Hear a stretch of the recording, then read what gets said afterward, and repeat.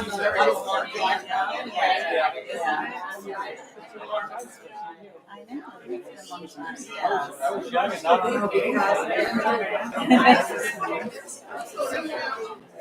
Well, she has late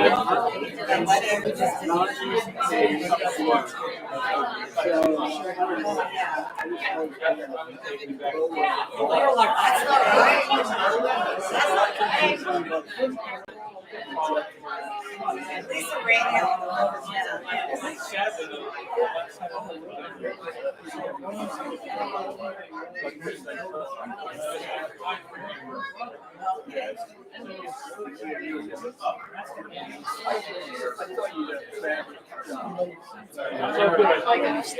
Yes. Oh wow.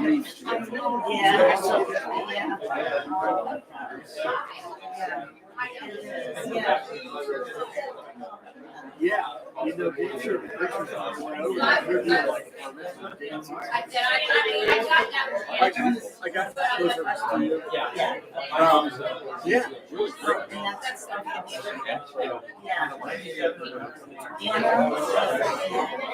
I told my poor sister. Yeah. So Gina,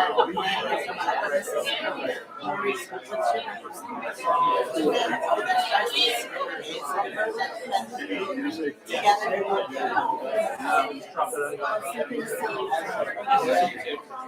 Less than 5 minutes, Tom.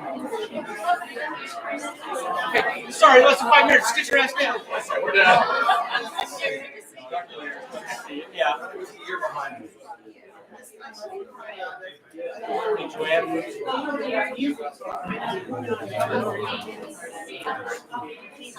Not great. I told her this is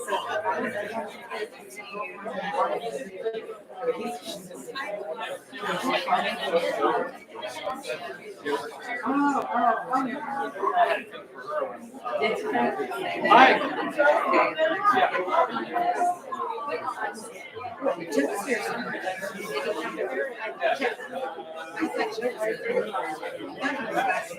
I don't know.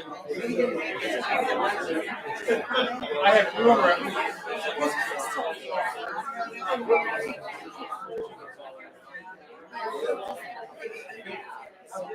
I can see.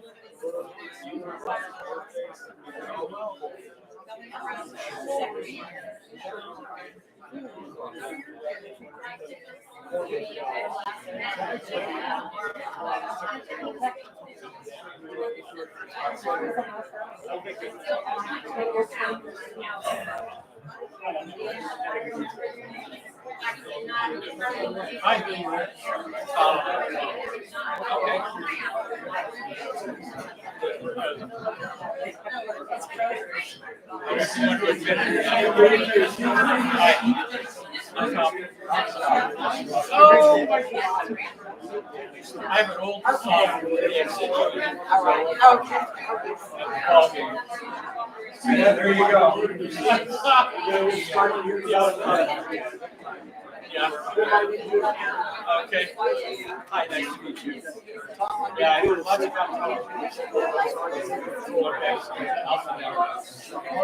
Sorry, I'm a talker.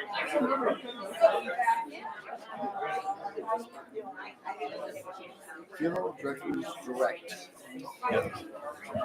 Like coaching.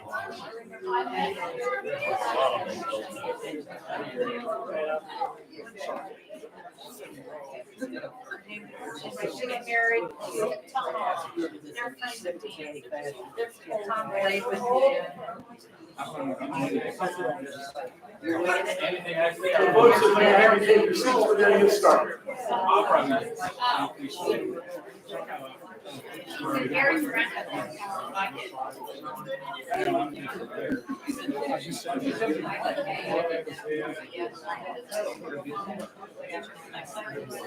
Tell Andy I want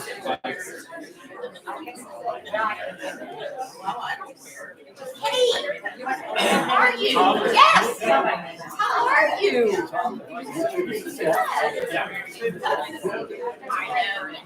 Not under these circumstances, but This is Yeah. Cindy. Yeah, there's Cindy. Yes. Hi, Ben. I didn't get to meet you. I got the. Ladies and gentlemen, please take your seats. We're going to start. Hey, Cindy. I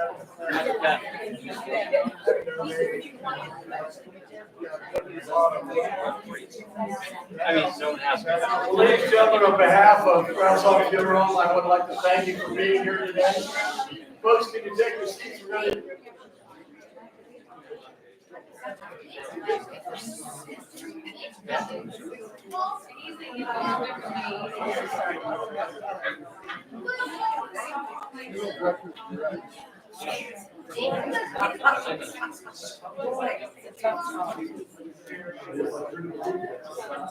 Well, thank you all very much for coming today. I'm Tommy Maurice. I'm one of the funeral directors on staff here. And on behalf of you, thanks for being here. I'd like to kind of tell you a little bit about what's going on today. Reverend David Tackett's going to help us with the services today. And after that, the family has generously put together a luncheon for you right through these doors. And so after he's done, I'll be back up to discuss the family over there. They get first dibs at the food, and then you guys get your turn. But before we get started, can you reach in your pockets and purses, pull out those cell phones, and make sure they're turned off or on mute or stun or whatever you do with those things. All right? So thank you again for being here. With no further ado, I'm going to introduce Dave Tackett. Tim? Thank you, Tommy. Well, welcome, and God bless each and every one of you for being here. I know this is a place you didn't anticipate being this soon. And I suppose one lesson we can take from Dan's life is that tomorrow is not promised. And there's an incentive for all of us to live life to its fullest each and every day. And that's just not a cliche. It's a true life lesson and instruction for us. We gather to remember Daniel. We gather to give thanks for who he was to you.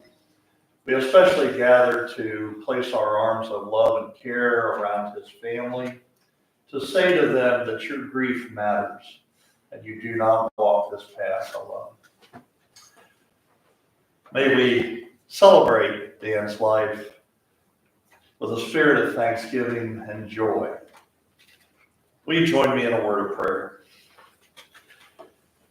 Our Heavenly Father, we turn to you in our sadness this morning, asking for your light in the midst of our grief, knowing that we are held in your compassionate and loving care. We thank you, O God, for the gracious memories which gather around Daniel's life, for kindly deeds and thoughts, for his skills and abilities as an artist and musician. Moreover, for our love for him as a friend, a cousin, a son, a nephew, a bandmate, one that we have been privileged to know and love. Oh God, we thank you that for him, he is released from the burdens of this life and now soars free with you eternally. Be with those of us who remain alive, O God. Help us to number our days and make them count.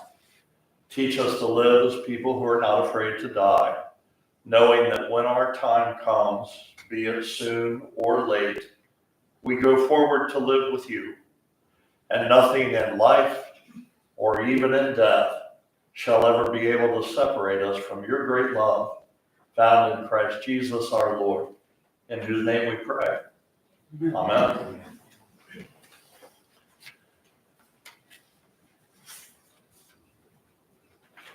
I want to share with you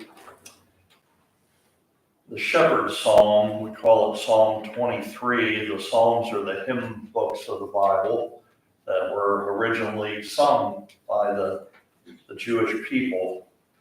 We attribute this psalm to King David, And you will typically hear it read at a funeral or memorial service. And the reason for that is it's so darn good. And we haven't really been able to improve on it. Because David describes for us, even though these words are thousands of years old, the reality of how God walks with us, often in subtle and unseen ways. I tell people we live life forward, but we appreciate it backward. And it's oftentimes only when we look in the rearview mirror of our lives that we see how God was moving and placing people in our path and opening some doors for us, closing others, and shepherding us into the life we are to have. I like how David opens the psalm by describing the good times, the happy times of life, the green pastures, the still waters, those times of celebration and joy. And Dan certainly knew those, and he shared them with you. He made you smile. He made you laugh. He created beautiful artwork for you. Very few people have that talent. He created beautiful music for you and reminded you of an era that many of us still treasure. Sir Paul McCartney. Love it. My dad, of course, was part of a generation that I wasn't allowed to listen to Beatles music. I had to do it on the sly. He was convinced of a communist plot to take over the country. But I actually have a Beatles playlist and a Paul McCartney and Wings playlist. David, though, is very honest, and that's what I appreciate in this reading.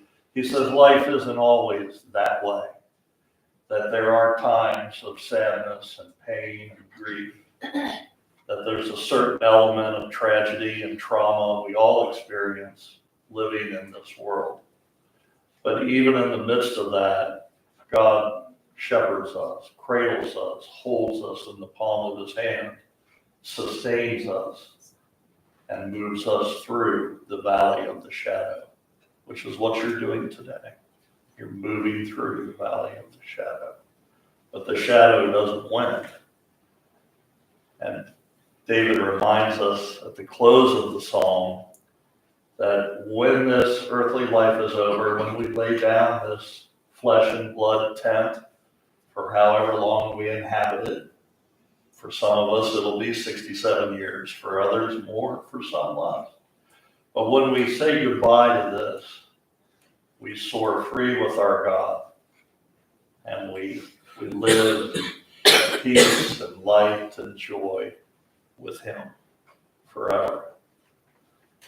That's now a reality for Dan. For you and I, it's yet aspirational. Hear these beautiful words. The Lord is my shepherd, I shall not want. He maketh me to lie down in green pastures. He leadeth me beside the still waters. He restoreth my soul. He leadeth me in the paths of righteousness for his name's sake. Yea, though I walk through the valley of the shadow of death, I will fear no evil, for thou art with me. Thy rod and thy staff, they comfort me. Thou preparest a table before me in the presence of mine enemies. Thou anointest my head with oil, my cup runneth over. Surely goodness and mercy shall follow me all the days of my life, and I will dwell in the house of the Lord forever.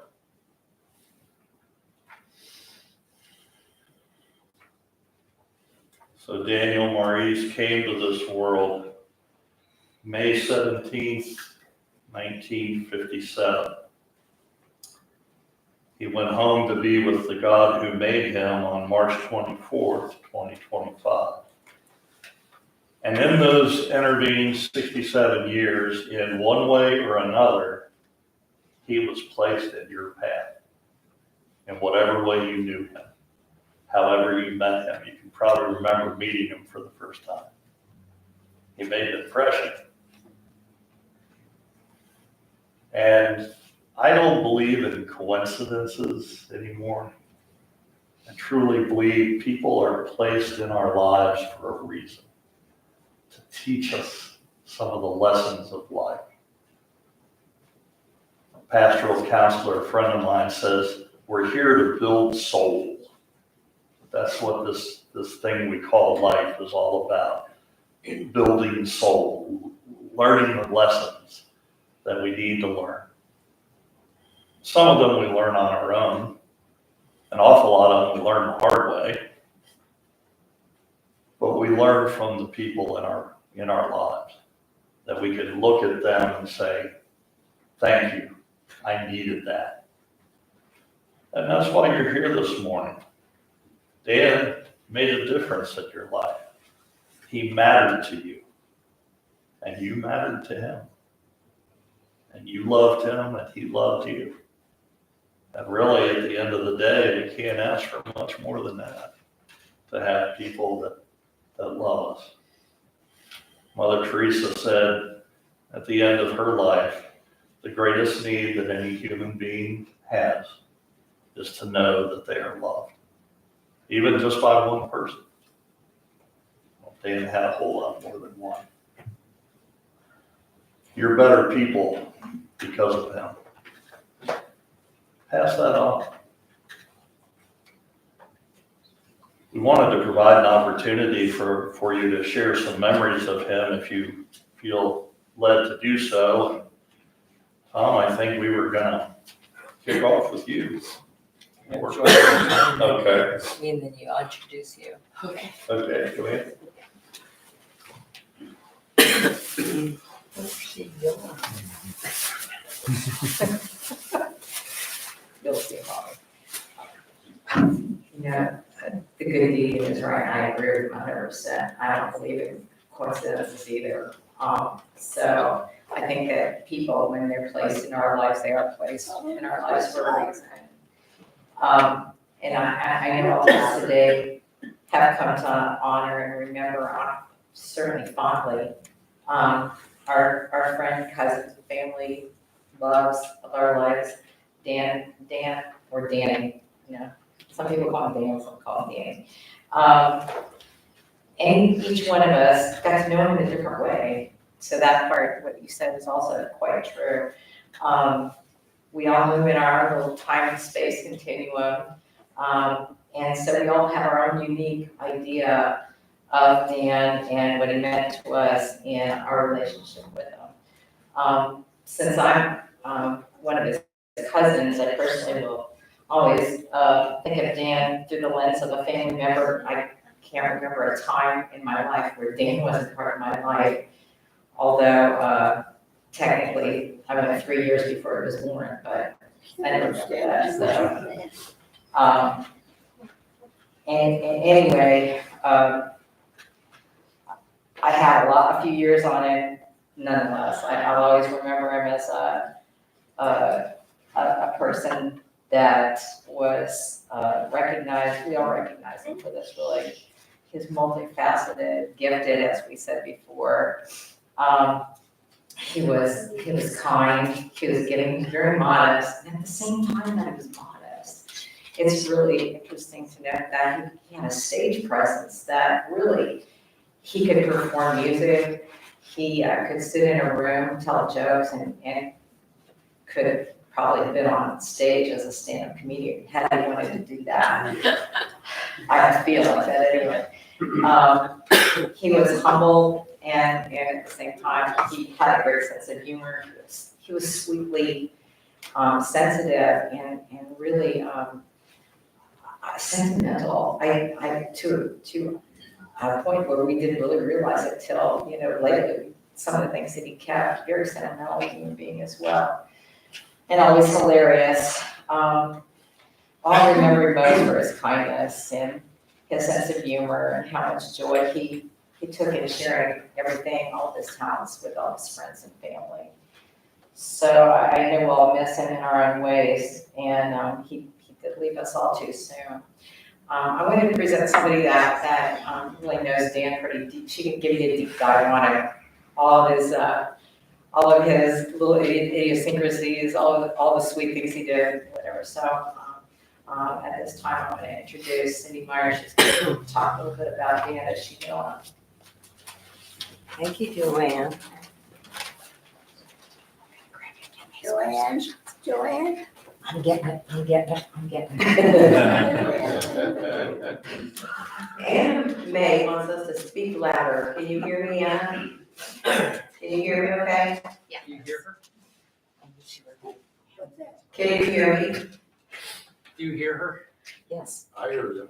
Okay. Okay. I'm very nervous. I'm not used to speaking in front of anybody. So I wrote a little thing, if I could read it, in typical Danny fashion, handwritten mess on his sketch paper. So bear with me. Good morning, everyone. I'm glad we could all come together to honor Danny. For those of you who don't know me, I'm Cindy.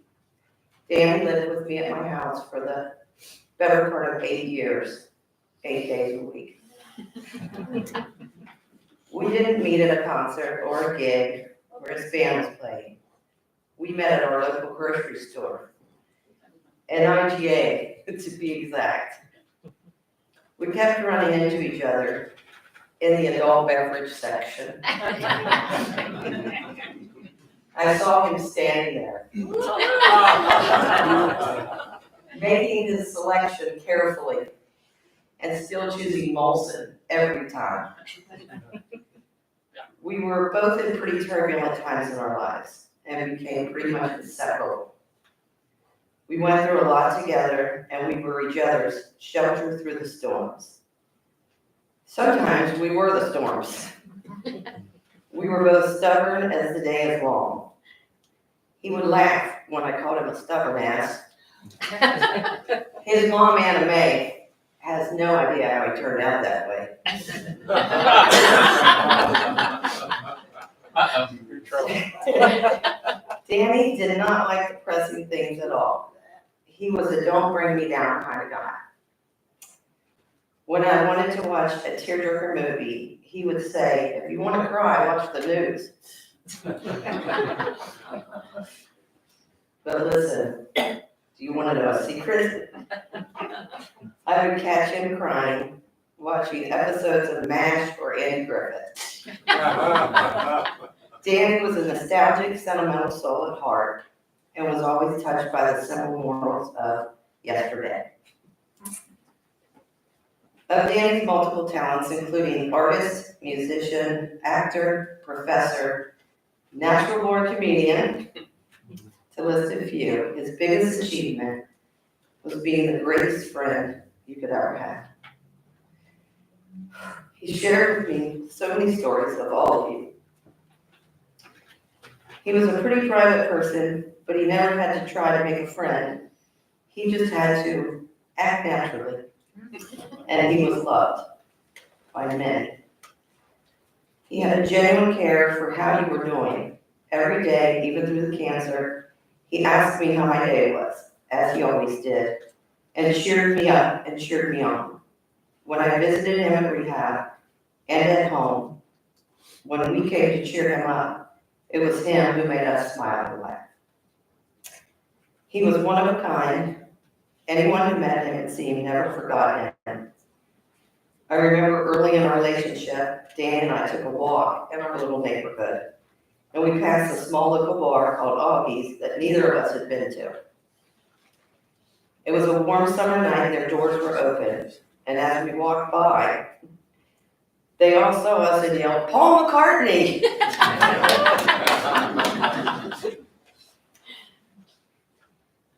People who we didn't even know knew him. There was just something about him that was very special.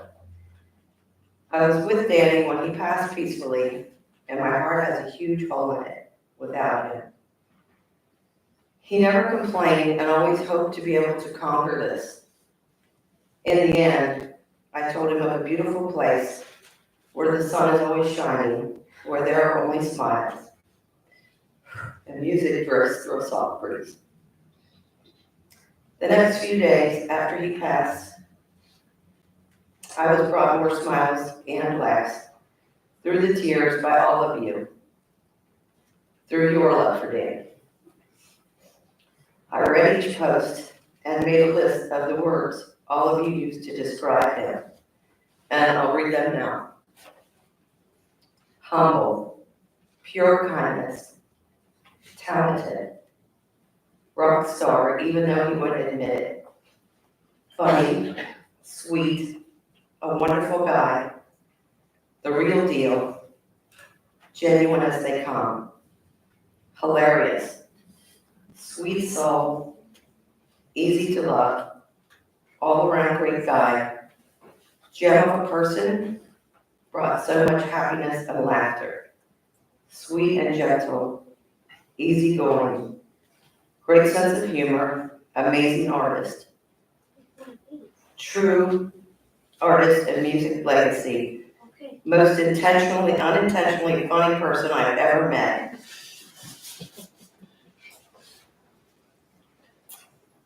And my favorite.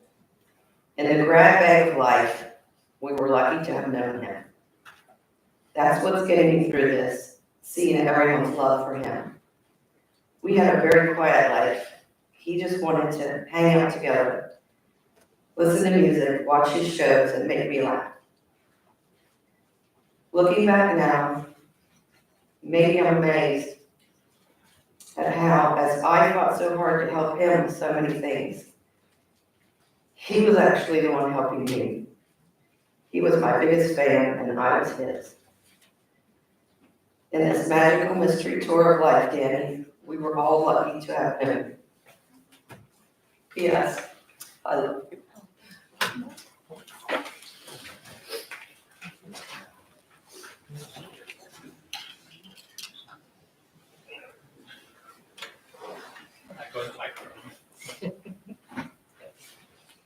Sorry, folks. Takes me a minute. You all right, Tom? All right. I just want to let you know a little bit about the young Dan that I got in trouble with all the time. Oh, yeah. We would stay all night, just about every other weekend in the summer. Us at the Maurice house, him at our house. Unbeknownst to my lovely aunt, we would raise the garage door about that high and crawl under the garage door and go out and run around the neighborhood. So it was all fun stuff like that. My brother's got a couple good stories for you. I hope people share. But my favorite is when he came over to our house one time. Mom had a little bed all set out for her. And Dan was a little particular about things. And there was a little mark on the bed, and that was a little spider. And he kind of looked at it, and my mom said, "Beat your ass on the bed." So, for me, it was a guy I got in trouble with. He got me, fortunately or unfortunately, on the road to my musical taste. He gave me an Emerson, Lake and Palmer album when I was young, and I went off to the prog rock thing. And then he's in the car with me, and I'm turning on ABBA. He goes, "How does a guy like you listen to ABBA?" You're a pop, Dan. So it was fun. I'm going to miss him. Sorry. I was fortunate enough to be able to help him through all the chemo and he was a brave guy to the end. Thank you all for coming. It means a lot to me and a lot to the family. You consider Cindy part of our family now. Thanks. Go ahead, Gene.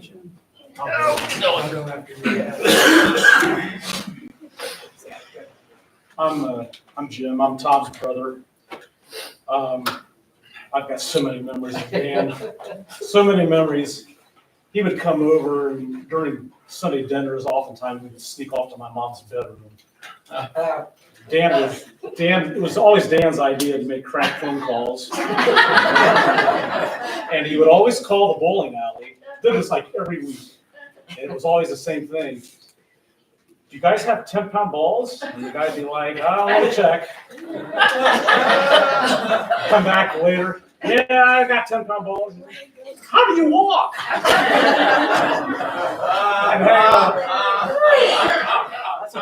Yeah, that's a 13-year-old Dan right there. Started early. Later on, there was a time there when I was about 20. Dan was a little older, and a friend of Dan's, Joe. I don't know if Joe's here. Joe Gillivan. But Dan, Joe, me, and Phil would all go bowling on Sunday nights at Driftwood Bowl from 9 to 12. And it's, all you could bowl, and for us, all you could drink, I guess, too. And Phil was new at it. Everybody else had bowled for years, and Phil was a perfectionist, his older brother. And one particular night, Phil was not doing too well. And so, he'd spent maybe $200 or $300 on a ball and shoes and all this. And in today's economy, that's probably $700 worth. And he had a bad night. I don't think he broke 100. And he's at the end of it, we were getting ready to clean up and put our old shoes back on and whatever. Phil's like, you know what? I've had enough of this game. I'm done. And Dan and I were kind of like looking at him. We're like, what's he going to do? He goes, you know what I'm going to do?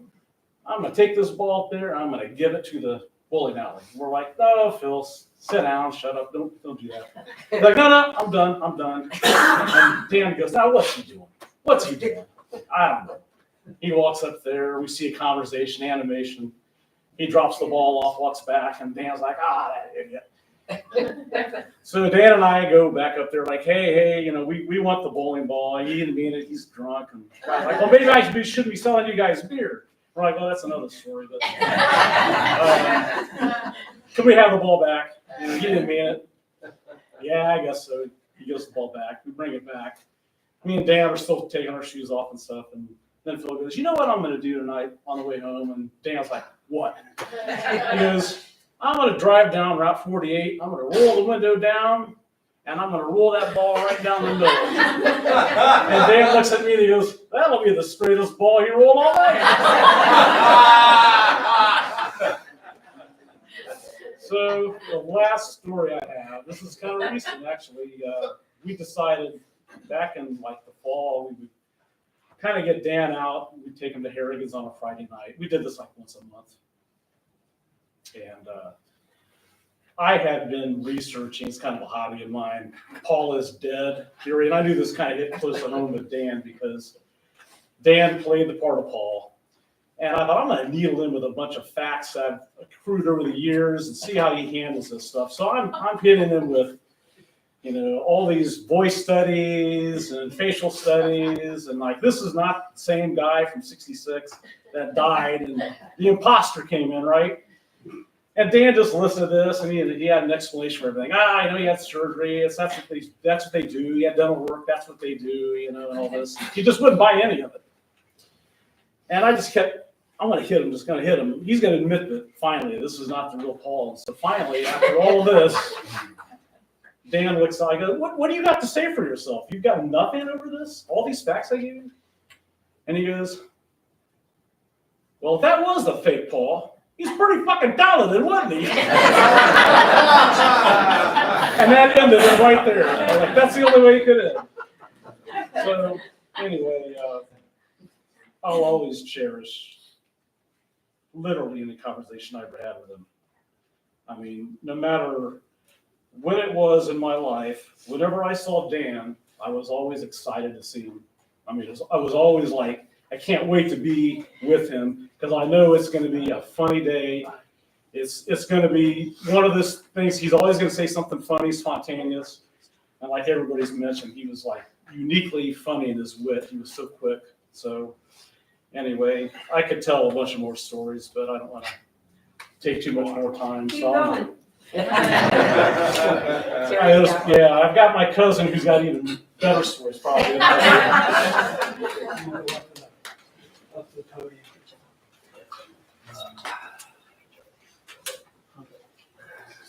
Likes to ride that e-scooter.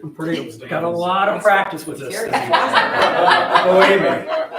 Well, my story with Dan starts actually with our cousin Mike. And this goes back to the early 70s.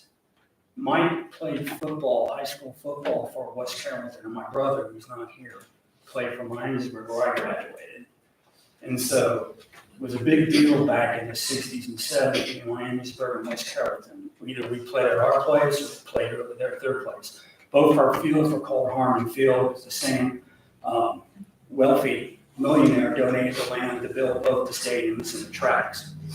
So my brother and my cousin Mike, at the time, we didn't know they were cousins playing each other. And after the game, you go and shake your buddy's hands. And my brother comes home and talks to my dad. I said, "There's another guy, the last name Bola." And he says, "What's his name?" I said, "It's Mike." I said, "I think that's my cousin Joe's son." So one thing led to another. My dad would go over to Tom and Jim's house to visit their grandmother who lived with them, my great aunt Anna. He would go over and see her probably 2 or 3 times a year. And it got to the point where one day when Juanita said, "Charlie, why the hell aren't we getting together? Our families are close together, but you know, life takes you in different directions. And our side of the Boba family went the way, doing whatever we're doing in life, and theirs went the other way. But my dad still kept in contact. So we started getting together first at Juanita's house. We had a picnic. And that's where I got a chance to finally get to meet Tom and Jim and Dan. Mark and Phil were Wyman, of course. Phil had just gotten out of the Army. I think he was stationed wide, wasn't he? Just got out of the Army, got to meet. Phil was all into this. He was all into meeting his family, as was I. Because it's important to know where you came from. We got together, we kept doing this as a family, and I really like Dan. Dan and I hit it off. I was always the butt of jokes all the time. And you two were always in there with him all the time. I was always getting on me all the time. You lies. Oh, no, you know darn well. But I enjoyed Danny a lot. I mean, we remember when we used to play football? Touch football? I was real competitive. Oh my, Dan was a very good athlete. People don't like him. He was very fast. Very fast. He probably should have run track at all. He was very fast. And we enjoyed that a lot. Every time we got together, we tried to do something, basketball, football, and then we played board games. But we really liked playing football. So graduated from high school. Dan's a little bit older than mine, about 2 years older. So he's a college, Columbus College of Art and Design, which is on East Broad Street. And we lived in the same apartment building. I don't know how that happened, but Dan was living with his roommate Frank Samita, another great Italian American, but we were living with him. They were on the first floor, I was on the 3rd floor. Everybody would congregate in my apartment because I had all the food thanks to my mom. And so got to know Danny more than a lot of people would imagine. We spent a lot of hours in the morning because they would stay up late doing their artwork, and I would go after I got finished with my stuff. I would study dental technology, become a dental technician. I went to Columbus State College, which was right down the street from CCAD, the college, Columbus College of Art and Design. So we would hang out together. Because of Dan, I was able to integrate myself within all of his art friends, because when I showed up, made a wrong impression of Jock, and all the girls went, "Oh, God." So Dan said, no, he's okay. He's my cousin. You'll like him. So anyway, he because of Danny, and I called him Danny too. That's what we called him. Called him Danny. I call him Danooch sometimes too. But he got me able to, but not that I had any problems making friends. I can talk to the wall over here, or the doors, excuse me. But anyway, he helped me, acclimate myself to where I was. And so, before you know it, we were playing touch football every Sunday. My friends from my class, his friends, and we had some girls who were pretty good athletes too, so we'd all go to the football field. We'd play football over there. There was another football field we used to jump the fence and play. And we really enjoyed that. We really hung out a lot together. There's a lot of college kids that didn't have any money. So we hang out together, do things together. I got to be a really nice group of people. And, Dan was always life of the party, always telling jokes at my expense. And I guess he liked me, but it's always me, So anyway, and it was like that too. Well, like that too. God bless your Uncle Joe. At his funeral 16 years ago, Joanne, it's like 10 or 15 years to 20 years have passed. They were over there on the side, your uncle's here. They're over there giving me a hard time. So it was nice to have him there. So I really got to know him. I don't know if he was playing guitar. Was he playing guitar in his teens? I think he had it with him. When did he start? He was dabbling with it. I think he brought it with him. Yeah. I think he brought his guitar with him. And so Frank liked music too. Yeah. And we argued with music. I could not say anything against the Beatles without him getting upset. Oh, Especially Paul McCartney. we debate over music, debate which group is better than the other. We compare them with the Beatles, well, with all, and movies. We love movies. We love movies from the '60s, the sitcoms like Death Troop and Hogan's Heroes. And we talk about movies, John Wayne movies. And you always like to wonder, why do we like Sylvester Stallone? Why is there another reason for another Rocky? Why is the reason for that? We like him, but still, why is he doing that? I think he's kind of run that one in the mud, hasn't he? But we still argue over things like that, and talk about things. And one thing, more importantly, I don't think I've ever told my wife Donna. I never told you guys about this too. I came down with a real serious physical condition in fall of 1980, and we were still living in the same apartment building. I was on the 3rd floor, and they were down on the 1st. He was roommate Frank. And I literally could not get out of bed. It was very difficult for me to walk. And they would come home from school, and I'd leave the door open. They'd come home from school, and he and Frank would look in on me every day. And he was the one who got a hold of my mom and my dad, and told them what was going on with me. I never told Donna this. I just remembered this was like 45 years ago, this fall. He looked in on me every day after school. And he and Frank helped me, make dinner for me. And of course, my other friends would come in and check in on me. But I know I couldn't fend for myself. And because of Danny, that I was in good enough shape that my mom remembered this to the day I died. My mom would come up and they literally had to tell me down the long hallway. It wasn't any elevators. It was down 3 flights of stairs in my condition to get to my car to take me around. So there's been in the hospital about 3 weeks. If it wasn't for Dan, I don't know what I would have done. So all of you come up and said what you said is right. It's very correct about Dan. It was a lot of fun. He had a fun side. But he had a very gentle, very caring side. And I'm sorry that I didn't know that he was ill the way he was. But I sort of put him on over. And just took over to hold his hand. Because I thought the world of him. He was in my wedding too. He's one of my roots, man. And you're quite correct. We never know when the Lord's going to call us. We have to live every day as if it's our last day. And hopefully that because you're here, you touched someone. He certainly touched my life as well. I'm sure he's touched everyone who's here to honor him. So with that, I will end because I'm sure there are other people who would like to get up and just say something that's on their heart. So thank you for listening to me. Thanks, Terry. Yeah. From the heart.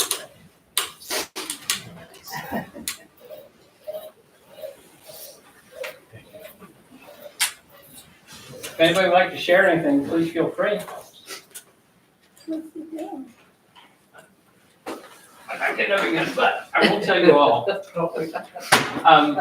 We got somebody. I told him of a GoFundMe account that people were concerned, they were going to try to do meals. And all he ever said was, "Oh, don't tell people." He was just embarrassed, I think, that people cared enough to do things for him. And and people love you, they care for you, they want to do something. Okay. They can give in. We have these little conversations on the way to his doctor visit. He's not ready. So He came here. it's important, I think, that all of you cared that much, and he knew it. He just didn't like to admit it. So. Hello, can everybody hear me? Yeah. Dan was my best friend. And Dan the hamster, which Thomas got from that little minute gang back in high school. And Dan loved the Dodgers, which I couldn't understand, because I was a Reds fan, and I hated the Dodgers, and he'd wear that LA hat. So I'm sure he was pretty happy when they won the World Series, and he liked the Rams. Oh, yeah. Rams, so. Oh, yeah. But, Dan, he loves music, he loves Beatles, and, I was always trying to, get him to listen to different other music. And, he would always go back to the Beatles, and I'd take him to concerts that were, strictly out of his league. But, he'd go along with me. And, he was just a really good friend.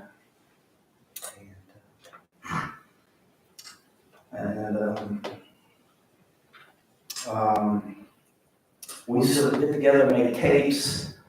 I would have a St. Patrick's Day party, and then I'd have a cookout. We'd always get together and make a tape just for that party.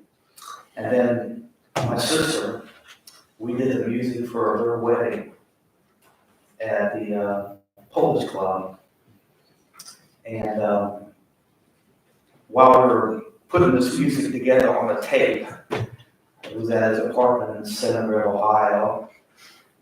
The police showed up because we were playing the tape. We were putting the music together, and it was like Nat King Cole and Perry Como. And he was quite upset that they came knocking at his door because we were playing music too loud at his apartment. But like some other people said, the stories about Dan, you could write a book about. But I just want to say one thing. I live down south, and I don't know, somebody probably told me this one time, that you're not truly gone until, you take the last breath, and people stop saying your name. So I'm sure Dan's going to be around for a long time because people will be mentioning his name. So thank you. Thank you. Thank you.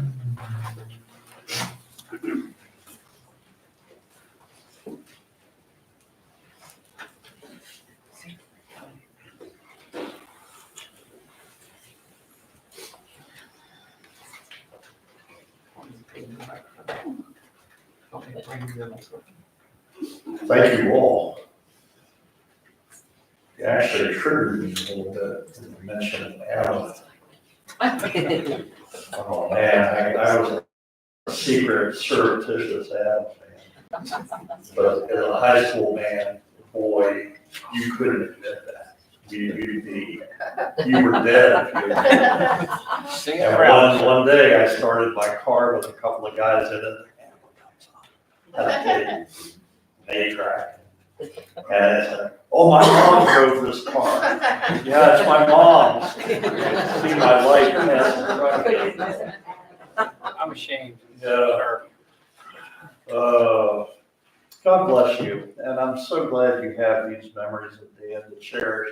And you're quite correct. There's an old saying from our Jewish friends. The rabbis say, no one is dead until he has been forgotten. And by your presence here, you vividly testify that Danny is not and will never be forgotten. Thanks be to God. Amen. Thank you.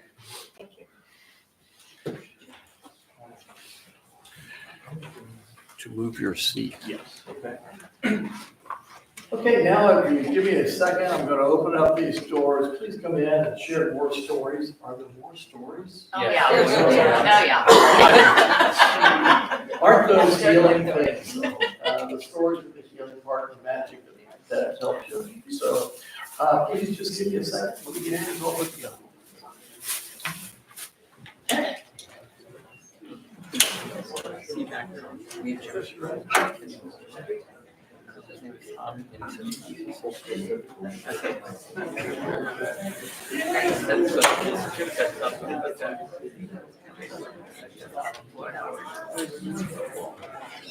the defense story, the kingdom story. All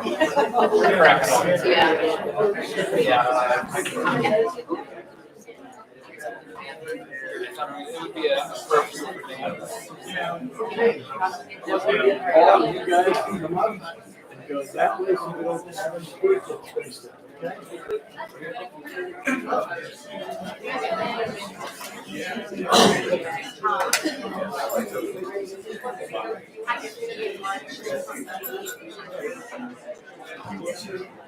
I'm gonna get your. I got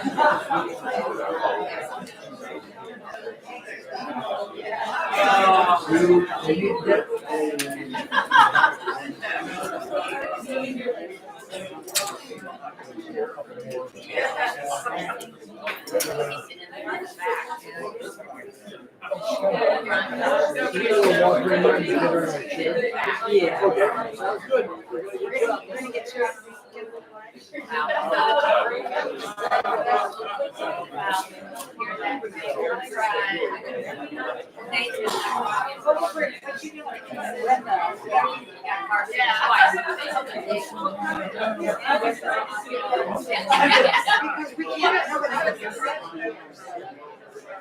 Yeah. Yeah, I'm sorry for a lot of noise. Yes, yes. Okay, tell you what, we're gonna start back here. Okay.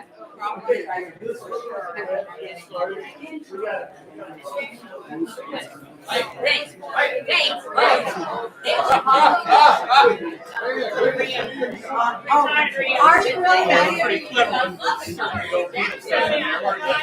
I'm on Terry's story.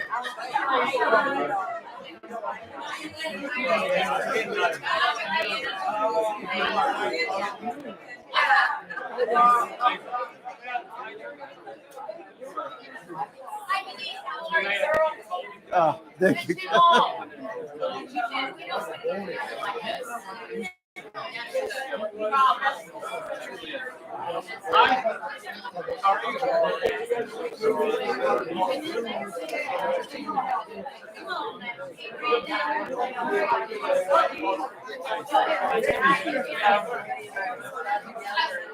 Really lovely. Wow. It's such a really nice stuff. Kiwi homegrown.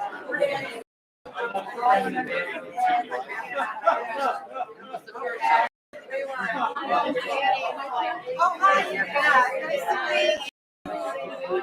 I heard about it. I used to go back in the day.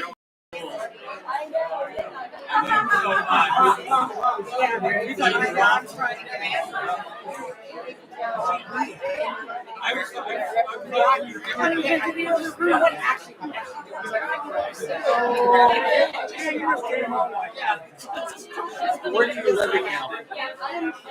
I was never in Cincinnati.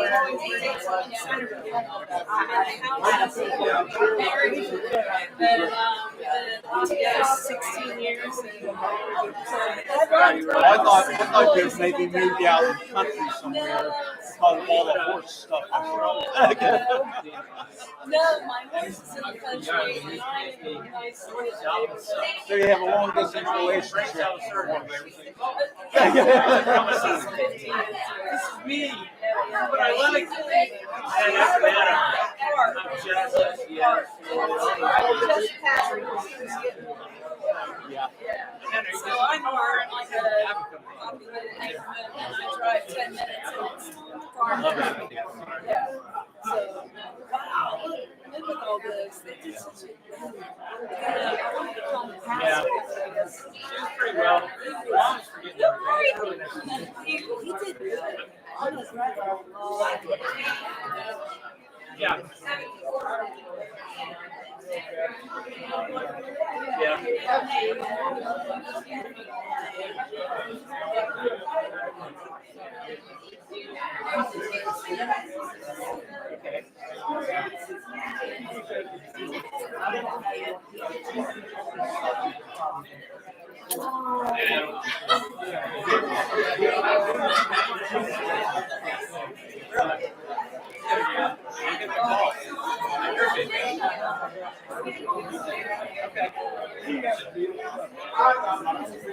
Yeah, I'm sure. And I live in a farm, I can't. fun with my brother's house. My brother's home party died. Don't let him joke it off like this. Well, I at one point was asking people, you gotta convince me. My brother's convinced me to home party. Looks like we're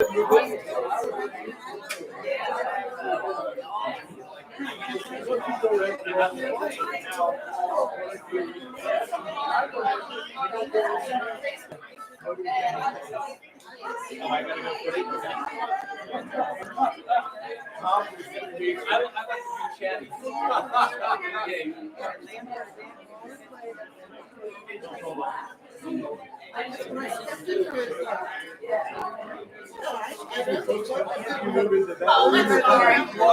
I'm sorry. bottleneck here. I mean, even the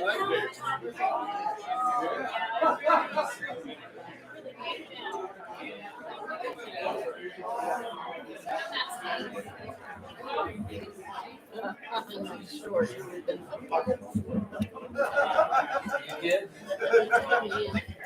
I almost did. I almost went up.